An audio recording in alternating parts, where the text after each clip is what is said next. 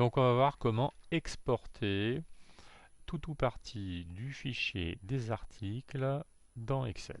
Alors, donc pour cela, on clique sur un des boutons de commande, soit vente, achat ou entrepôt, enfin préférons achat par exemple. Ici on a article par catégorie pour avoir à sélectionner une des familles d'articles dont on souhaiterait exporter les articles. Ou bien, si on veut l'ensemble des articles de l'entreprise, on clique sur Articles, on choisit la liste plutôt.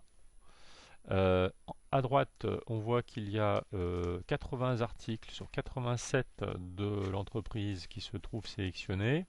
Pour avoir l'ensemble, eh bien, on clique ici dans cette zone. Au lieu de 80, on choisit mettons 200 ou illimité. Ensuite, pour sélectionner l'ensemble des articles, donc les 87, on clique ici dans cette case à cocher. Et donc là, du coup, on a l'ensemble, les 87 articles de sélectionner. Alors, si on souhaite plutôt avoir les articles d'une catégorie bien spécifique. Alors, on choisit la catégorie qu'on souhaite, dont on souhaite exporter le fichier des articles. On choisit, mettons, beauté. Là, on voit qu'on en a 20, bon, ça va, on n'a pas besoin spécialement de sélectionner plus de 80. Donc pour en fait sélectionner l'ensemble des articles, on clique sur la case à cocher, ici. Ensuite, il suffit de cliquer sur Autre option, ensuite la commande Exporter. Ensuite, dans Type d'export, on choisit dans la liste déroulante tout type de données. Dans Format d'export, Excel.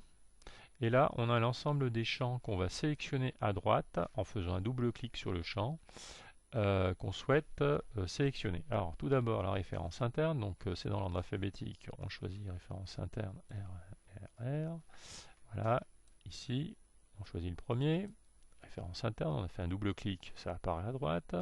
Si on souhaite supprimer ce champ, il suffit de le sélectionner et puis de cliquer sur supprimer.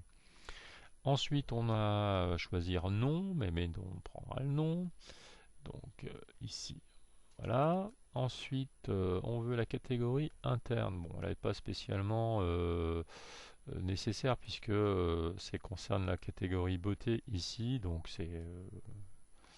enfin, on va la sélectionner, mettons, mais on n'est pas obligé. Sauf si on avait l'ensemble des articles sélectionnés. Ensuite, on a à choisir les colonnes de prix, mettons prix de revient et prix de vente. Donc on descend, prix de revient, c'est ici, donc double clic, prix de vente, double clic. Si on avait également le champ fournisseur, le nom du fournisseur, là, on choisirait alors fournisseur, qui est là, fournisseur principal plutôt. Hein. On fait un clic et là, dans fournisseur principal, on choisissait fournisseur principal, non. Qui est ici. Là, c'est pas notre cas.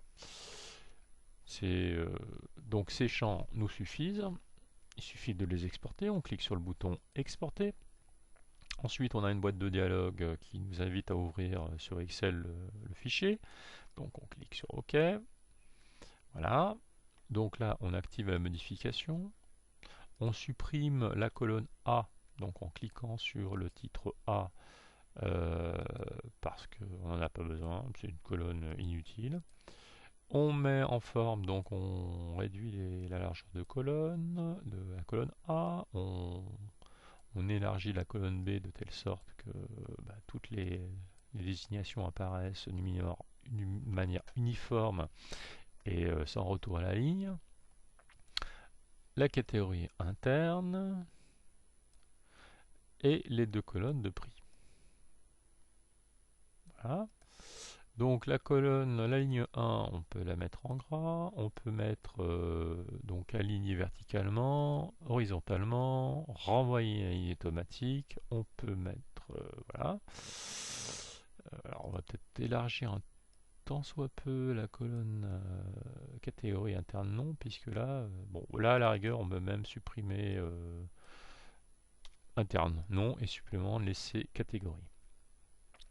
On augmente de manière uniforme la hauteur des lignes, donc on sélectionne toutes les lignes dont on souhaite augmenter la hauteur de la ligne et on choisit donc, on fait un cliquer-glisser pour augmenter la hauteur des lignes. Là, on veut que toutes les données soient verticalement centrées, on clique sur le bouton vertical.